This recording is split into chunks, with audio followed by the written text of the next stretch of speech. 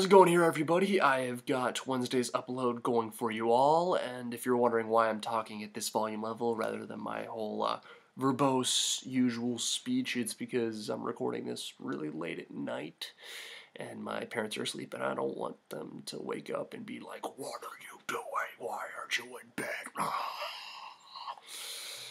So yeah, that's why I'm like at this volume level, but I got a neat little OU match here for you guys today against this guy I found on the Pokemon Showdown by the name of Powerbonds, and I'm just going to get the team preview up and going right about now. And yeah, so pretty much I kind of made this team a little weird. Initially, it was supposed to be a team based around a D-Dance Axorus, because as we all know, my favorite set in OU. I hope for those of you guys who have been following me for a while, it's just, oh, it's such a great set. It's so good. It's so good. It's so good. But it ended up turning into this kind of semi-lackluster sand team. I don't know. It kind of works out decently well, but I don't know. I mean, if it was a Garchomp instead of a Haxorus, it would actually work out like phenomenally. It would actually be a pretty sturdy sand team. I mean, like it's decently built. I don't know. I don't know. I got Banded Haxorus, then it's just standard. I literally just got. Maybe not Banded Haxorus, Banded Terrakion, Scarf Rotom. Then I got pretty much just standard builds all throughout. Nothing really too special to talk about. But looking at his team, I'm seeing the really unconventional Kingdra there. It could be kind of a dangerous endgame sweeper. But just as long as I have like Jirachi alive, I feel like I'll be alright from that angle. Heatran does not scare me at all. Neither does the Thundurus T or the Hydreigon. Any form of special attacker really is actually not going to be that huge of a threat to my team. Unless, of course, it's like Keldeo or I don't know. I don't even know. I haven't really played this team enough to really understand the big threats, except maybe for fighting types, because this team has a raging fighting type weakness, but he's not packing any, so that's good. But other than that, though, like Scizor, I got Rotom Wash, Derp, I'm being stupid. And Celebi could be kind of an issue here. I mean, if it is physically defensive, I'm going to have kind of an issue trying to take that thing down, but it doesn't look to be that big of a threat. It's going to be an interesting match nonetheless. I feel like it's going to be a little bit one-sided in my favor just because I got that weather work. I got the weather advantage, but I don't know. It turns out to be a really fun match, but I guess instead of rambling about it, I might as well just carry onward, my wayward son, and jump along. So, without further ado, let's just crossfade and do those fancy shenanigans, I suppose. Alright, so I'm going to lead off with my Tyranitar. He's going to lead off with his Thundurus here. I just lit off just to set up the weather, all those sorts of things, and set up the rocks in the meantime. He's just going to Volt Switch out, and I'm bringing his Heatran. Now, I see that it's on a balloon, so he's probably back in that just standard Fire Blast, HP, Ice, Earth Power, and Stealth Rock set. I'm just going to go for the Crunch now, break that thing's balloon, just make that thing very susceptible to Ground-type moves, because I know that's going to be pretty useful, especially trying to set up with a Haxorus there. In any case, I'm going to switch into Rotom now, just because I know for a fact it's pretty much the one thing I know that can take like literally any hit Heatran has to offer, bar like a random ass HP on grass. But in any case, Celebi comes in. I Volt Switch out, bringing Terrakion here. It was kind of a gamble here, I guess, but I knew that I had like the Excision on my side, so I might be able to scare him out, which is actually what I end up doing now as he brings in a Scizor here on the switch. But because I know I don't want to be taking a whole punch with Terrakion, I'm just going to switch out, bring in my Gliscor, take the hit, and it does about 31%, so I'm feeling like, okay, I feel like even if I do take the next one decently well, I actually won't be have enough HP to set up a sub, so I'm just going to roost off now. He just decides to end up switching into his Hydreigon now, because I don't want to be taking a Draco Meteor straight to the face. I just switch out, taking my T-Tar, because it is especially bulky. Take that Fire Blast, pretty darn nice here, but unfortunately, though, as you can see, he is going to land that critical hit there with the Earth Power, which really blows. I do pack Ice Beam on this thing, though, but I would have really liked to have T-Tar for a little later on, because it would have been nice to just take down the Celebi and other special attackers on this team, but whatever. I go for the Crunch here. I was like, oh, you know what, this thing's dead, but he ends up packing actually the Roost on this thing, which is kind of bizarre, because you normally don't see Roost at all really on Hydreigons, but hey, it's a very interesting set. I might actually have to try that out sometime in the near future, but in any case now, I just bring the Rotom Wash here just to have the simple revenge feel. I Volt switch out, bring into Liberace right there. I probably could have just gone for the HP Fire instead, but whatever. Casualties, I suppose. Or, that's not casualties. Whatever. He goes for the U-turn here. I just go for the wish just to make sure that he is banded. I probably could have gone for the fire punch and probably been able to at least get it down to a range where I know next hit would, or next rock switch it would probably die.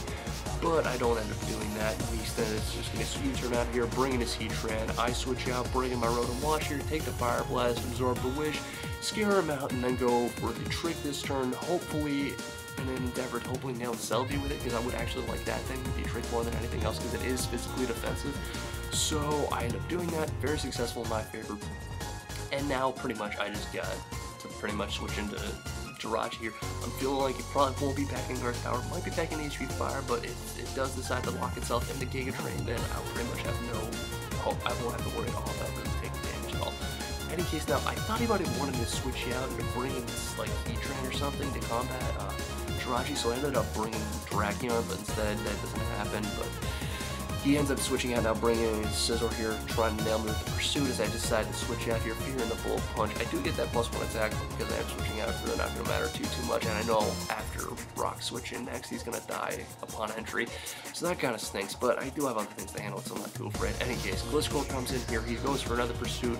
I'm just going to go for the Earthquake here, just deal solid damage to whatever he decides to switch in, which actually, unfortunately for me, happens to be his Heatran, so thanks to that quad weakness around, it's easily going to die out there, no problem whatsoever. Now, Thundurus comes back in, he's going to go for the HP Ice, I'm going to try and go for the Toxic here. Thankfully I do land it, which is very convenient in my favor, and now that I got both the Sand and Toxic racking up, this thing's going to be taking so much residual damage that it's really not going to like the whole pain, I guess. I don't know where I'm going with that. Whatever. In that case, I switch into Jirachi, tank the HP Ice decently well. I'm just going to go for the Wish here this turn. He goes into Celebi, which is a little weird. I'm not really sure why he did that, but he's just going to keep Giga Draining it. I'm assuming he's probably predicting to switch into Terrakion or Rotom Wash or something to take it. I don't know. I have Fire Punch on this thing, so I'm not really afraid of Grass types at all, or Bug types or Steel types, namely Magnezone. That's pretty much why I pack Fire Punches to combat Magnezones, but in any case, he's going to switch out. Now, I go for the Body Slam here because I wanted to get the Paralysis on there, pretty much cripple it completely with the whole Choice Scarf Clip, and then again, Natural Cure, so probably wouldn't matter too much, but Scizor dies, so I'm not going to complain there. In any case, Celebi comes back in here. I see that he's going to be recovering up, so I'm thinking, oh, wait a minute, I can just bring in Terrakion and pretty much close combat anything I want to death, but then I completely forget about entry hazards. I'm like, oh, whatever. That grants me a safe switch into Haxorus, so I'm not going to complain too much. In any case here, Thundurus comes in here.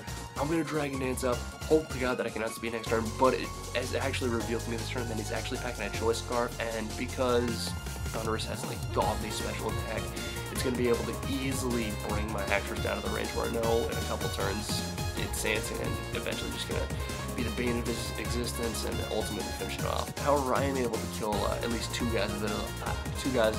his guys off with Outrage, so I'm not going to complain too much. Hey, it works in my favor because all I got to deal with now is this Kingdra. However, it does have me good at Dragon Dance, and I'm just like, yikes. Okay. Well, I'm just praying to God this time. It's like, okay, please let me get the Body Slam Parahax here, because if I get the Body Slam Para, I'm good. It's my game. Don't have to worry too much. But if I don't, it's his game, because he can pretty much outspeed both Gliscor and Rotom Wash, easily obliterate both with one move, respectively, and then he could have finished me up. But thankfully, as he completed that, as you just saw, I land the Parahax and I'm just able to probably, 3-4 hit KO with Body Slam and win the battle. So yeah, I apologize for the quite lackluster narration again, and I got more bad news for you guys. I might not be able to upload any PIPs this weekend. Yeah, there probably goes another like 5 subs down the drain. Yeah, my subscriber count's kind of been going in the gutter ever since I started Portrait of Ruin, but that's probably just because I haven't really uploaded a lot of PIPs, but I guarantee you, don't worry, I got a lot of nice things planned. I apologize for the lack of PIPs, but don't worry, I'm going back to school soon, so that means I will actually be able to upload more frequently. I know that kind of sounds weird because it's like school, work, wait, what? Yeah, I find that like I'm more inclined to do YouTube stuff at school than at home, because at home it's just like, I have time to play other games. Yeah, that's pretty much what I do at home when I'm on break. It's just like, I want to get in as many games as I can before I end up going back and doing more work. So yeah, that's probably my best explanation as to why I don't really upload, or I'm not as good about uploading during the week. But I guess I'm kind of rambling onward at this point. If you enjoy my content, guys, you can always rate, comment, subscribe. And yeah, this is essentially Infinite Trials. You're saying rate, comment, sub, peace out, show, and have a good one. And I said rate, comment, sub 3 times at this point. I apologize. Goodbye.